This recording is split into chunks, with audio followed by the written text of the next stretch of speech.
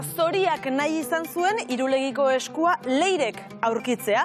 Arkeologo talde bat ari da lanean bertan, baina berak atera zuen argitara lurpetik Irulegiko eskua. Gurekin, Irulegiko arkeologo taldearen koordinatzailea Leire Malkorra.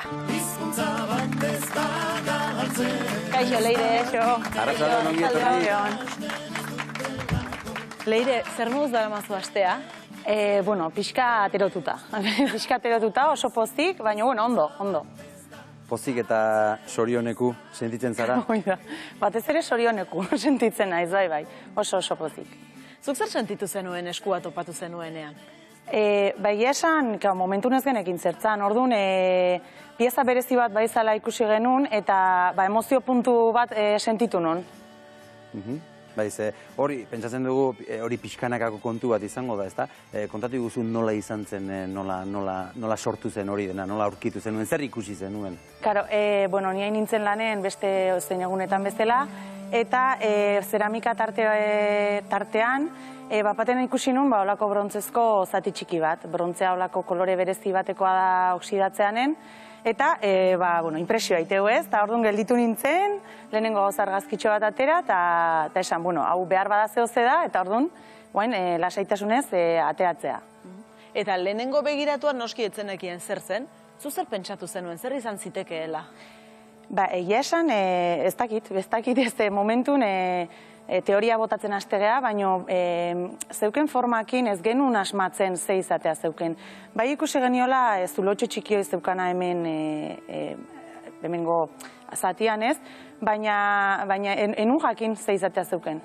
Oraintxe irudietan ari gara ikusten eskuan hartu zenuen momentua. Hori da, ezta? Bai. Orain irudiak ikusten dituzunean, oraindik ere? Emozionatu iten nahi. Bai. Egia esan bai. Hoi da justu bai ginenen zulotxoa zeukela, ez behidatzen. Bai. Hor matxinekin izketan ari zinen, zer esan zen nioten elkarri? Hor justu ustet izan zala zulotxoa ikusi genuen momentua, esan nion matxin, zulotxo bauka. Igual nun baiten helduta zeon, edo zeo zertzeuken gainen beak helduta, edo ustet hori esaten nahi nintzela. Eta zulotxo horrek ere badauka bere zentzua, ez da? Hoi da, gero ikusian bezala, edo hipotesiaren arabera, zulotxoa izango zen beste elementu batekin esku hori zentzu honetan heldua izateko. Zuk antzeman zenion zerbait idatzita edo markatxo batzuk izan zitzaken? Keba.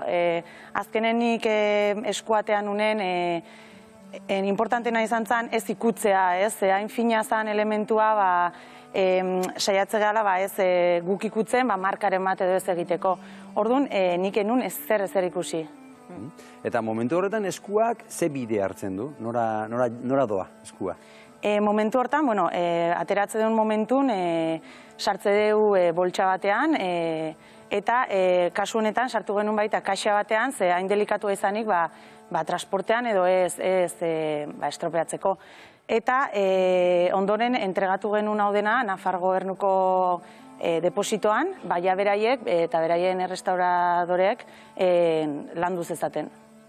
Eta hau ekainean izan zen, iazko ekainean, zuk noiz jakin zenuen hor zerbait idatzita zegoela eta guk ulertzen genuen sorioneku hori idatzita zegoela? Hoi ja izan zen urte honen hasieran. Ja urte erdia pasatazion baina, zuzendariak deitu ziten, matxinek deitu ziten, eta esan zian, abergoatzen nintzen pieza hortaz, eta esan nion baietz, berezia bazan.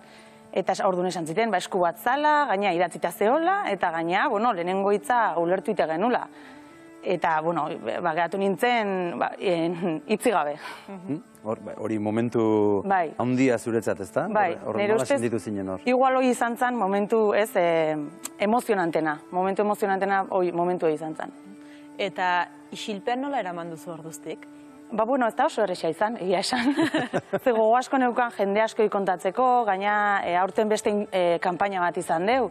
Eta, karo, han dabilen jendea lanean, beti esateu, hau ateratzean, beste ateratzean, eta, karo, guk isilik egon barra geneuken. Baina, gero guain sortuan pozakin, nik uste merez izan dula. Eta orain eskua ikusten duzunean, argazki guztietan, edabide guztietan, ez da, horre bere idatziak eta jarrita, eta zuk aurkitu duzula pentsatzeak, ez da? eske bat, oraindik ez da sinisten, esan. Ikustetenen kanpotik, eske emozionatu iten naiz, aste guztia damakit erdi emozionatuta, erdi parrez, euforia momentu baten bezala. Bueno, zu voluntarioa zara, ez da? Bai. Zu berez arkitektua zara, Hoi da. bai? Zergatik voluntario lanetan? Bueno, nahi bizi guztin gustatu izan zait, bai historia, arkeologia eta mundu hoi. Eta, bueno, nik arkitektura ikasi nun, eta ikasketa hoi bukatu nitunen, erabaki nun, probatu inbar nula. Bueno, behintzat, beti ikusten nun arantzaiko indusketak egote ziela, eta hor esan nun, venga, oaintxe aurrea. Eta, bueno, gero esan daiteke engantzatu nintzela, ze hortik aurrea arantzaikin alnun guztia egiten saiatzen nintzen. Eta uda garaian izaten dira normalean indusketa hauek, ezta? Zenbat lagun aritzen dira udan indusketa hauek egiten? Irulegin, nian egoten ezelako batez ere, media bestela 15 pertsona ibiltze gea. Eta bestetan, nik uste gutxi gora bera ere olako taldetxoak sortzeiteula. Aurten ere aritu zara Irulegin? Bai. Eta itzultzeko gogoa izango? Bai. Bukatzen momentun ja aurren urten itzultzeko gogoakin jarraitze deu. Eta voluntarioen artean, arkeologo lanetan aritu zareten voluntarioen artean zer da komentatzen dena orain? Voluntarioen artean asko gehienak ikasleek diela, etzekiten ezer, orduan asko enteatu die, gehienak enteatu die astelenean, eta, zoratzen daude, zoratzen. Zuk ere aurkikuntza udela eta zerbait gehiago ikasiko zenuen Irulegiri buruz? Bai, esan bai. Zer ikasi duzu? Ja Irulegi bea, herriska bea, informazio asko ematen nahi zaigu, eta asko ege ikasten gure historiai buruz ez. Baina, aurkikuntza honekin azkenen ikasteaz gain, konfirmatu dian gauzekin, batez ere gure jatorri horren inguruan gauza asko ikasteko aukera emateigu.